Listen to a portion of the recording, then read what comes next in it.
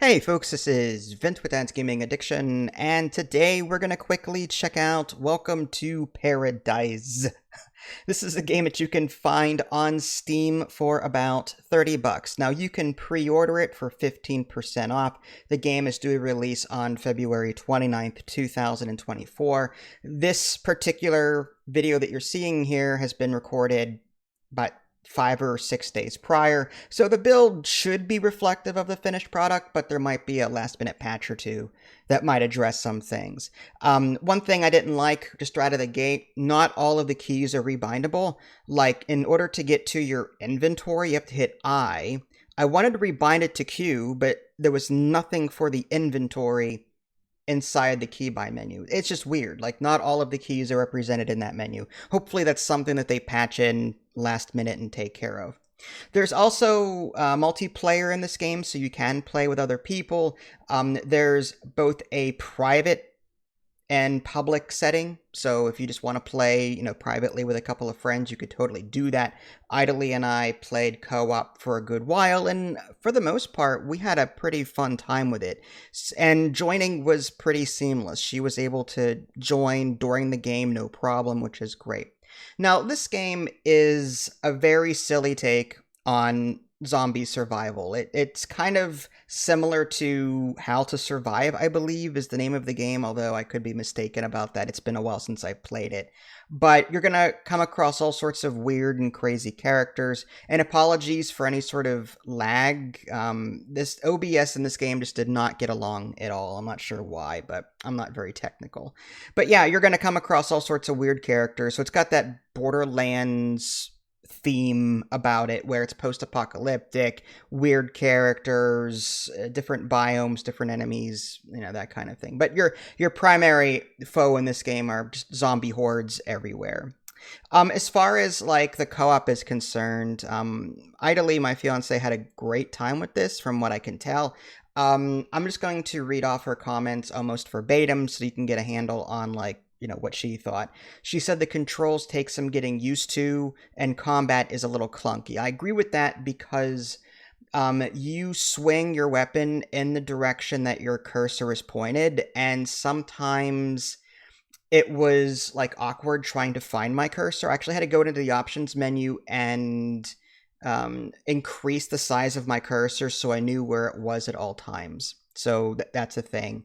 It's sometimes combat was a little awkward. I missed on a regular basis.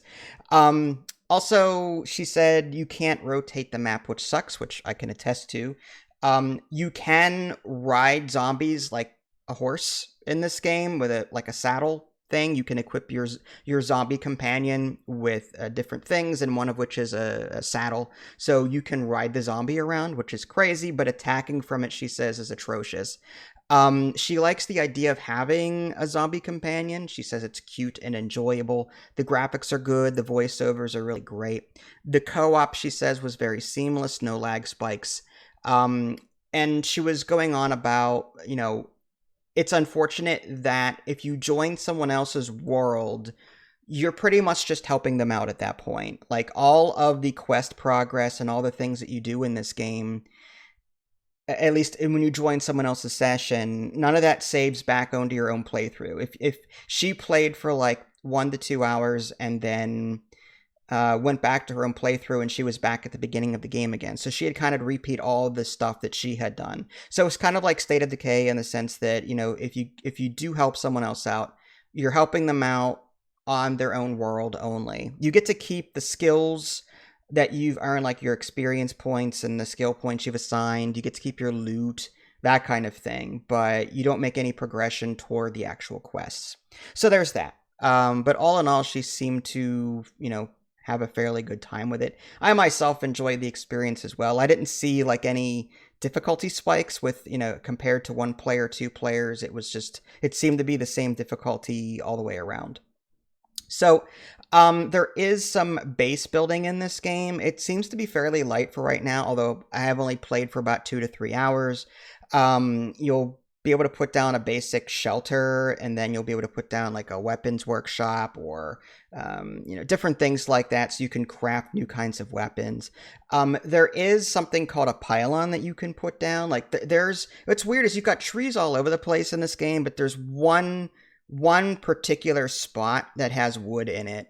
There might be more, but you put this pylon next to it, and then a zombie gets assigned to it automatically. You can actually put helmets on zombies and control them, but you can only have like one active companion, but you can get more just by building these pylons. And you can actually configure their AIs. So you can tell them when you're out of combat, do this. When you're in combat, do this.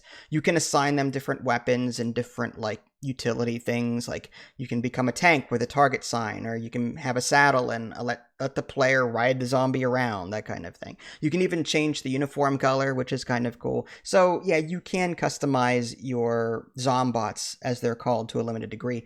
But these pylons act as like a fast travel harvest point. So the zombie assigned to it will gather the wood at that location, drop it into the chute, and it automatically gets deposited into your base.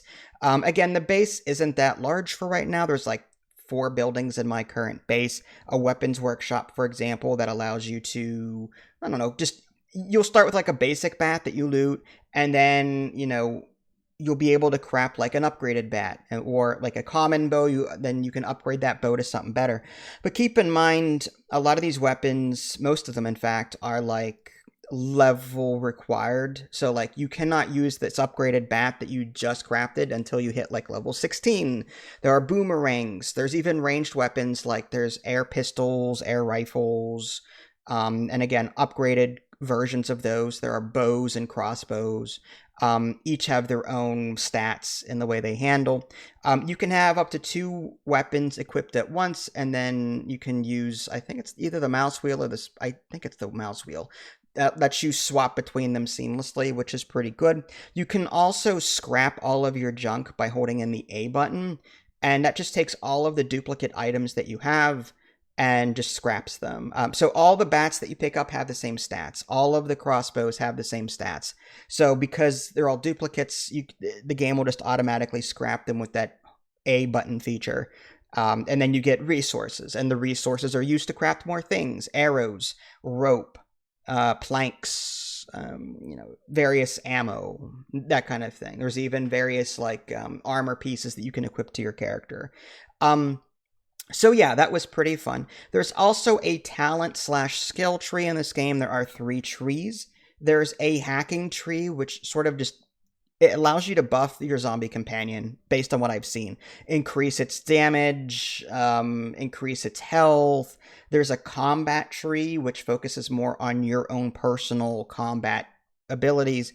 Typically, it's like range damage, melee damage, more health. And then there's survival, which is like stamina regeneration and more scrap when you're recycling.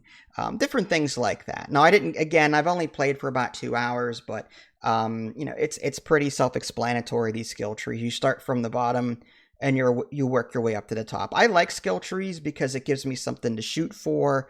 And, leveling up in this game seems to be fairly quick. Like, I'm not having a tough time leveling it up at all. You can go back to previous areas and grind out XP. Everything is zone specific. So, like, this zone is zombie levels 1 through 5.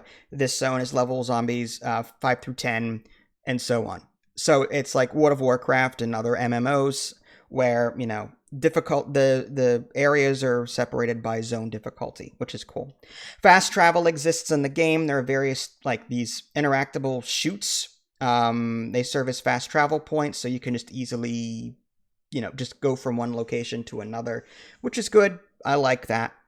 Again, combat in this game was fairly self-explanatory. Again, clunky. You'll often be going up against multiple zombie types. And what's cool is that these zombies each have different ways of behaving. Like, some zombies have ranged weapons. Some zombies have a little fan attached to their back, and they zoom at you. There's all sorts of weird things in this game. Boomerangs. They can wield boomerangs. And there's even different biomes in this game. So as you progress in the game, your character will become hot or cold, and you need to, like, for example, drink water. if you're in the hot biome so that you don't die. So like there's a lot going on here. It's casual zombie survival fun. It doesn't scream, it doesn't like emphasize base building. It doesn't emphasize a lot of things. It just does a lot of these things in a casual, silly way, if that makes any sense. I was hoping, like, I'm only 3 hours in or so, but I was hoping to get like 10 zombie companions and just have them do all the, like a necromancer, you know what I mean? But I guess for balance purposes, they don't do that. And I love that your zombie companion will go around and pick up stuff and bring it to you. I just think that's really cool. Although the AI does get stuck in the environment. If there's like a twig or a leaf or something in a spot where it can't get it, the zombie companion will sit there and look at it forever until you run away or tell it to, do something else. So like sometimes my zombie companion does get stuck in the environment. But anyway, this was a fairly enjoyable game. Again, sorry for the choppy gameplay footage. It couldn't be helped. I mean, I could re-record everything, but I'm not going to do that. I have other things to do and to get to. But yeah, my experience has been fairly enjoyable and first impressions were good. Well, this is Vince. Thanks for watching. I'll catch y'all next time. Take care.